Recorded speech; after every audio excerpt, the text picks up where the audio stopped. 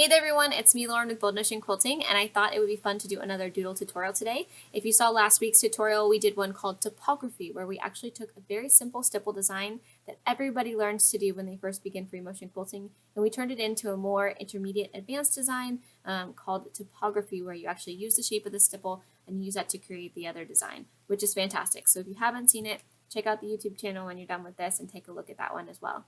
So I wanted to give you guys another design alternative. You can see we're still working on the shop in Brooksville as we're getting everything set up and waiting on the long arm. So in lieu of a free motion quilting design, I thought it would be fun to do another doodle tutorial.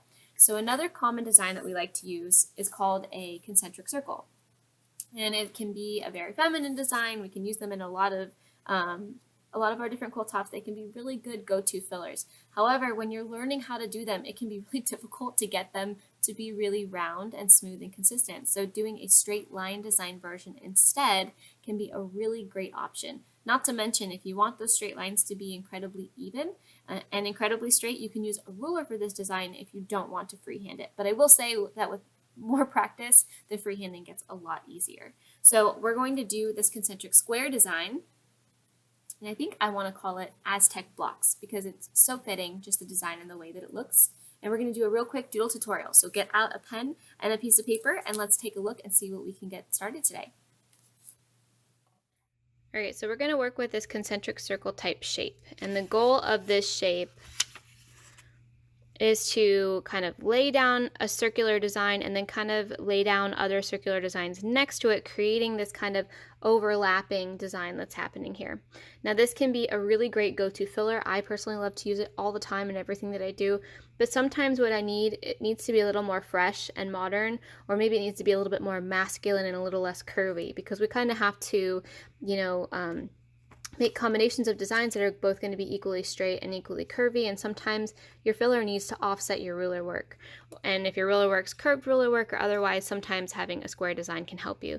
Now you can do this with a ruler to keep most even spacing if you'd like, but it's just as easy to do freehand. So let's get into a little more in-depth teaching style, kind of like how I would on one of my boldnotionquilting.com classes. So you use a series of shapes to make this concentric circle design. So you're using a backwards C shape, and then you're going to add another C shape echo, and it's going to go into a spiral. So when you add your backwards C plus your echoed C and come around, it's going to give you that shape. Generally, I start this on a line, so that's not going to look right. But we're going to do the same kind of concept with this square shape. So we're going to come in, give ourselves just enough space to get out, and we want to evenly space these across.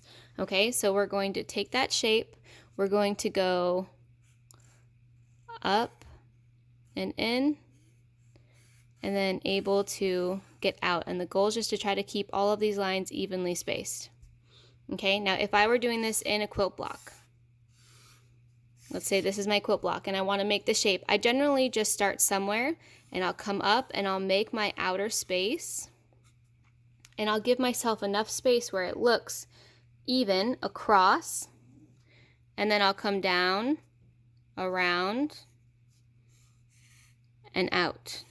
Okay, and I always want to close off that space. So if for some reason I didn't close this here, I would probably try to do another line, but given as large as this is, I'm not going to do that same thing again inside this space.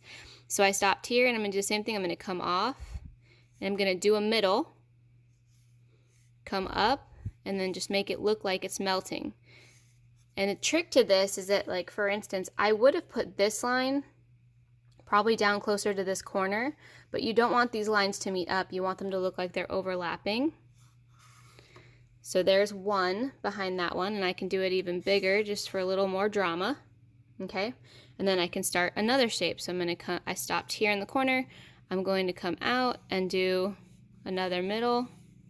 Okay, and the goal is never to stop on the same corner together. If you have to, travel up and around.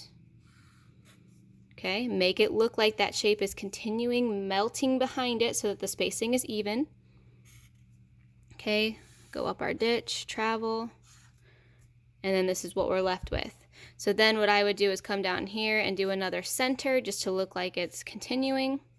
And then if I had to travel down my ditch all the way here, I'd probably make another center and just finish it off, and probably do one line right there just to close that spiral because it would drive me crazy. Okay, so that's how you would work that shape, and you can make them as big or as small as you like.